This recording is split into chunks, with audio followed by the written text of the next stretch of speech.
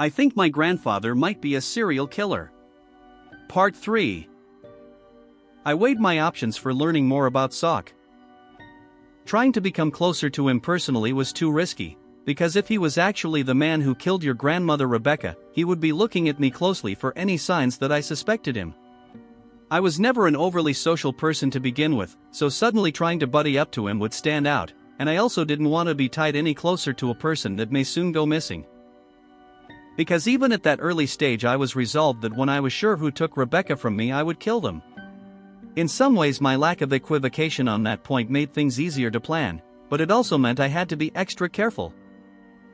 For instance, using a private investigator to tail him was out. I couldn't have a third party knowing about my interest in Salk, not even Daniel Church had his name, and his involvement was a necessary evil. Also, what if the PI saw Salk doing something illegal and called the police? I understand how that sounds, but you need to remember that I had no idea what his motive was if he was the killer. Was it an isolated incident or part of something more? The brutality and the transporting of the body to the field pointed towards someone who had possibly killed before, but the inherent risk in taking someone from the place you work, even in a small and isolated parking lot like that one, made me wonder if he was either an amateur or at least very impulsive. Also, being honest, I didn't want anyone between me and the person that took her away. That left watching him myself. While I was no expert, I knew I would need 3 basic things: opportunity, ability to observe, and concealment.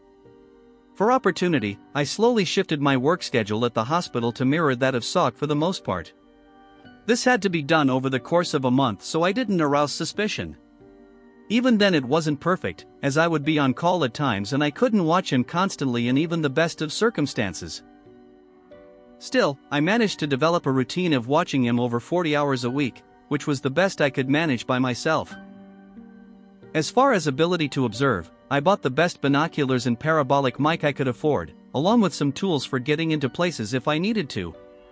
Planning ahead, I also bought a .45 pistol, 5 bundles of rope and 3 rolls of tape, 2 knives, and a stun gun. I wasn't planning to act yet, but I wanted to be prepared just in case. Obviously I had to get these items over time and with cash only. Concealment was simpler but more expensive. I bought 2 older model cars that were cheap, reliable, and common.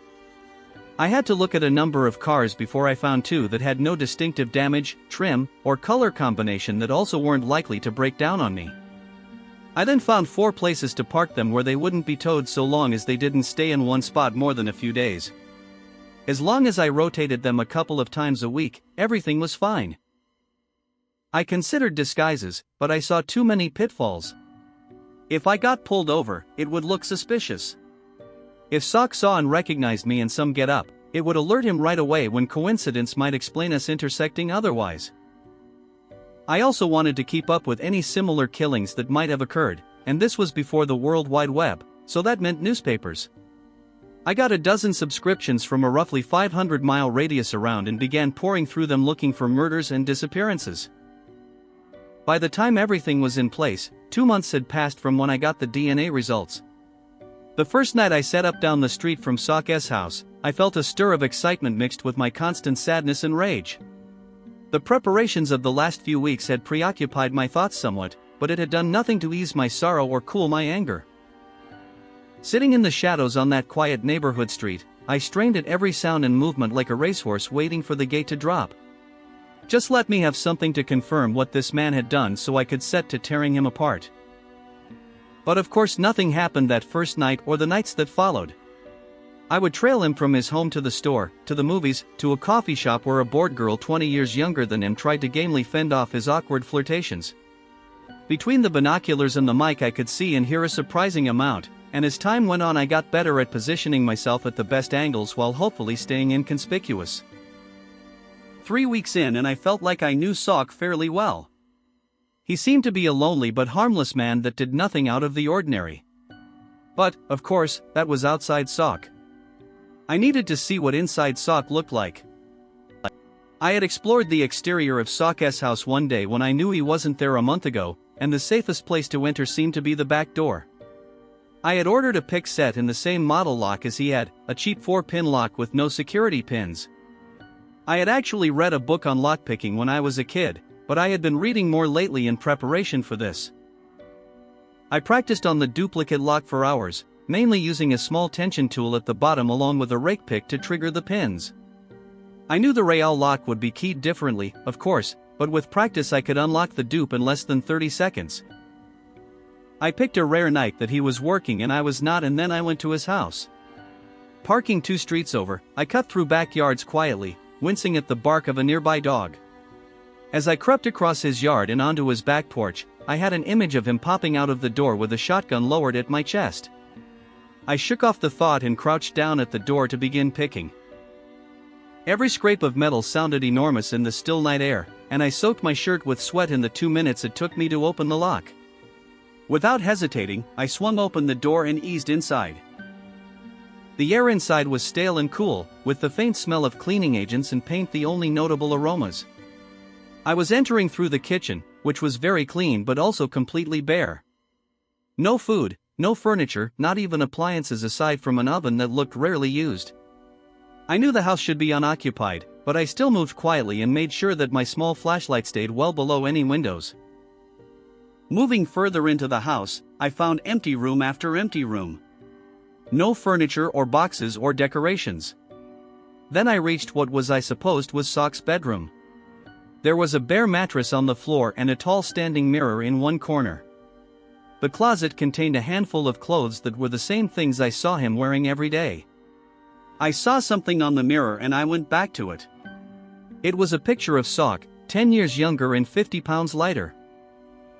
He was at the beach with a woman and they were in some kind of joking volleyball jock pose.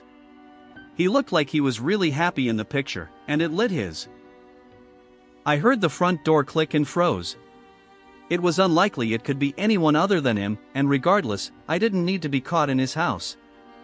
I went to the second closet in the room, fearing I would find it full with items he regularly used. Thankfully it was empty, and I eased the door closed a moment before he entered. I could see some through the levered closet door, the wooden slats providing little slashes of vision as he moved around.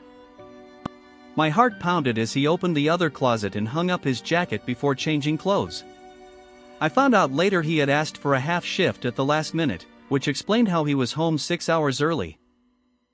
Apparently he had decided to make the most of his evening, because he was dressing to go back out. In blue jeans and a t-shirt he looked almost normal except for when you saw his face.